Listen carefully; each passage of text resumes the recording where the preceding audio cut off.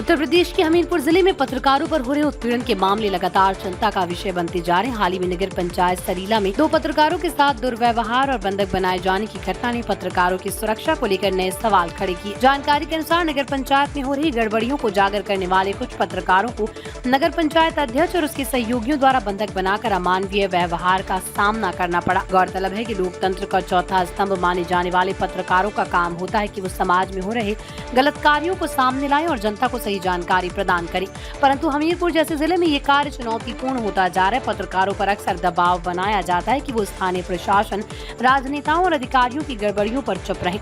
पत्रकारों का कहना है कि हमीरपुर में ये कोई पहली घटना नहीं है जब पत्रकारों को ऐसी स्थिति का सामना करना पड़ा हो। पिछले कुछ वर्षों में पत्रकारों के खिलाफ हिंसा, धमकियों और उत्पीड़न के मामलों में वृद्धि देखी गई। पत्रकारों का ये भी कहना है कि पत्रकार उत्पीड़न के मामले में अक्सर ये देखा गया कि स्थानीय पुलिस और प्रशासनिक अधिकारी निष्क्रियता दिखाते हैं। ये प्रशासन की नाकामी को दर्शाता है और पत्रकारों की सुरक्षा पर सवाल खड़े करता है।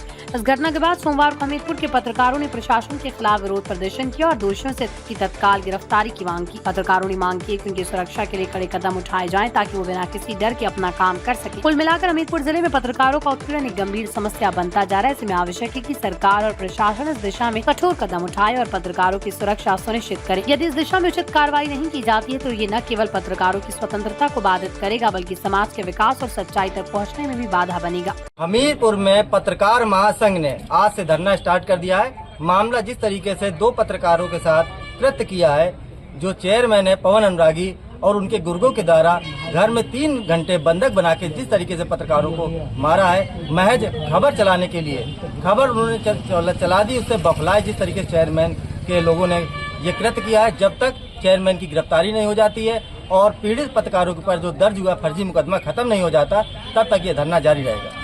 जब तक प्रशासन कार्रवाई नहीं करेगा ये धरना यूं ही चलता रहेगा। पत्रकार एकता जिंदाबाद जिंदाबाद। देखिए सर, मैं सरीला का रहने वाला हूँ और क्षेत्रीय संवाददाता हूँ। मुझे शाम को 6:20 पे गांव के ही एक आदमी गंगा प्रसाद यादव का फोन आता है और उन्होंने खबर के बहाने मिलने के लिए बुलाया था। तो गांव के एक चौराहे के पास उन्होंने बुलाया तो हम पहुंच गए। हमारी किसी से कोई दुश्मनी नहीं थी। जब हम वहां पहुंच गए तो वहां पहले से ही साजिश षड्यंत्र के तहत उस मकान के अंदर कुछ लोग छुपे हुए थे जो कई गंभीर अपराधों में वांछित हैं और उनके ऊपर गैंगस्टर जैसे कम से कम 15 मुकदमे दर्ज हैं। पवन अनुरागी नगर पंचायत अध्यक्ष सरीला, चेयरमैन अखिलेश राजपूत जिनके ऊपर पहले से ही 15 मुकदमे दर्ज हैं, गैंगस्टर और कुर्की वगैरह भी उनकी हो चुकी है, लेखपाल को मारा था, चौकी इंचार्ज का सर फोड़ा था आदि, कम से कम 8-9 अपराधी पहले से ही वहाँ छिपे हुए थे अंदर। हमें इसकी जानकारी नहीं थी। हम जैसे ही अंदर जाते हैं, वार्तालाप होता है, वार्तालाप के बाद षड्यंत्र के तहत लाइट बंद होती है, तब हमें लगता है कि हमारे साथ कोई अनहोनी हो गई है। उसके बाद कट्टा बंदूकों से लैस होकर ये लोग आए और हमारे साथ निर्वस्त्र करके मुझे लगभग